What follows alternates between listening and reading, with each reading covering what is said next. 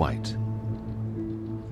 Gilbert White was a Hampshire clergyman who spent nearly all of his life in one place. And he made it his life's work to observe in minute detail the natural history of Selborne. Born in 1720 and educated at Oriel College, Oxford, White was ordained in 1749. But his real passion was nature. Everything he witnessed, no matter how small, was documented in his naturalist's journal.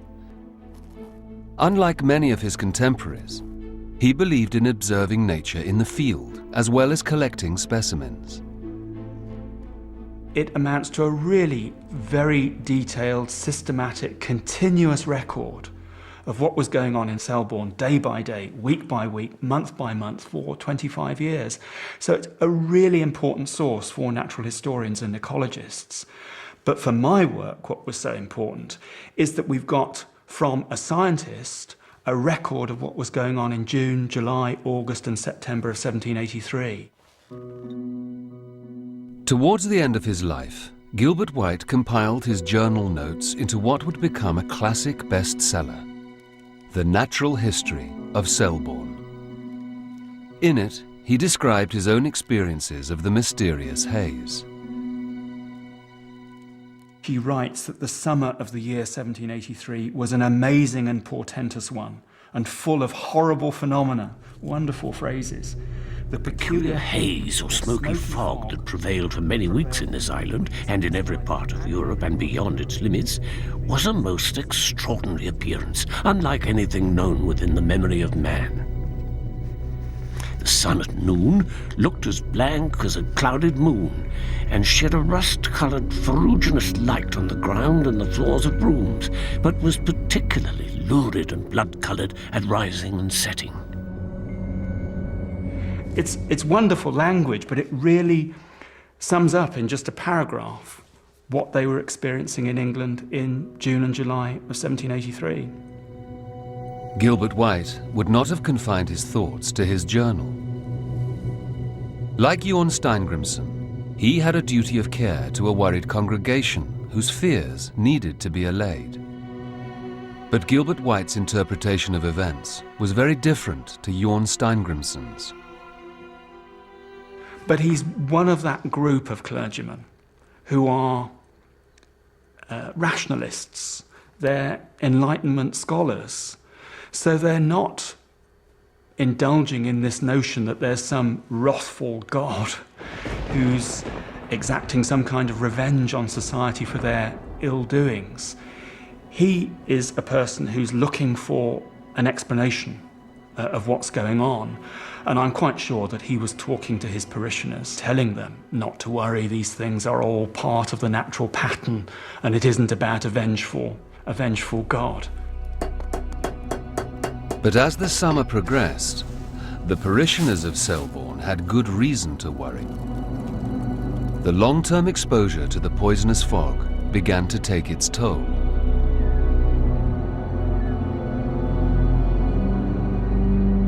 We now know that sulfur dioxide, even at low levels, can be deadly.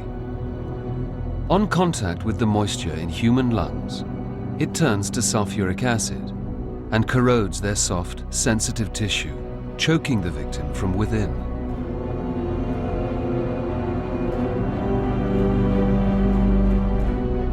In 1783, entire villages were forced to watch helplessly as vulnerable friends and neighbors died agonizing deaths.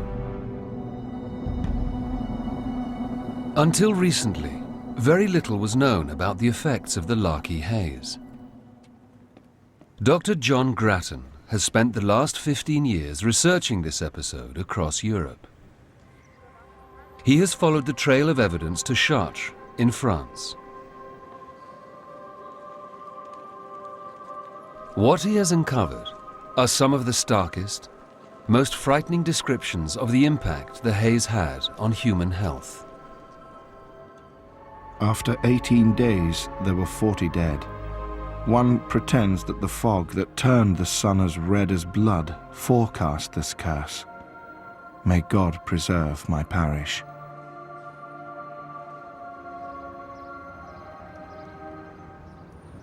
We're in Chartres because this is the centre of an area that was particularly badly affected by the sulphur from Lackey in 1783. We have villages Impot, Bruay and Landel, which we know from the records were particularly badly affected. The priests in all those parishes describe the presence of the sun smoke, the sulphurous fog, and how the people of their parishes were being literally killed. They were quite clearly associating the fog, the sulphurous fog, with the deaths. While the sun was obscured, there was a sickness which caused innumerable deaths. The curé of Impot describes how a third of the men of his parish were swept to their tombs while the fog was here.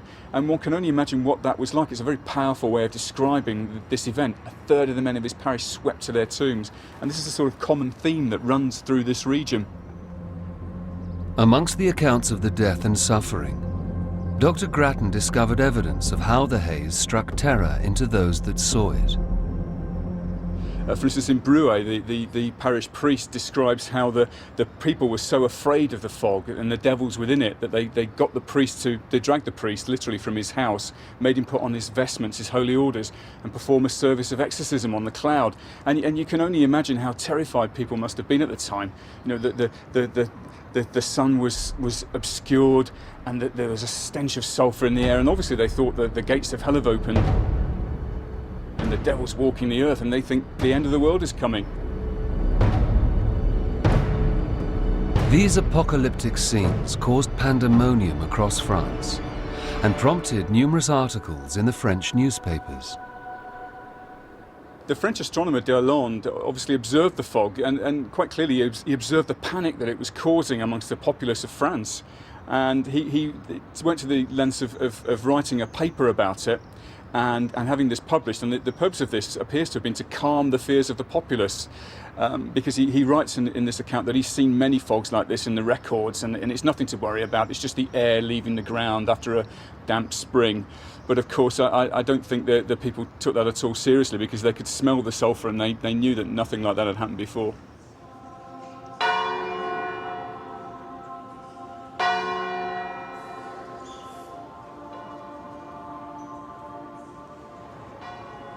Overall, the death rate in this region of France increased by about 5%.